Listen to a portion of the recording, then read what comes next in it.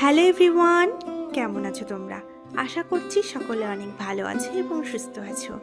আমি সৃজনী আবার তোমাদের সামনে আজকে চলে এসেছি একটা নতুন কাজ নিয়ে। তো তোমাদের সাথে আজকে একটা বিয়ের পিঁড়ির ভিডিও শেয়ার করব। পিঁড়ি জোড়া ছিল আমারই ছোটবেলার বান্ধবী মৌমিতার। তাই মৌমিতা ওর বিয়ের জন্য এক জোড়া পিঁড়ি আর একটা কাঁচকৌটো দিয়ে আমায় বলে যে আমার মনের মতন করে সাজিয়ে দিতে।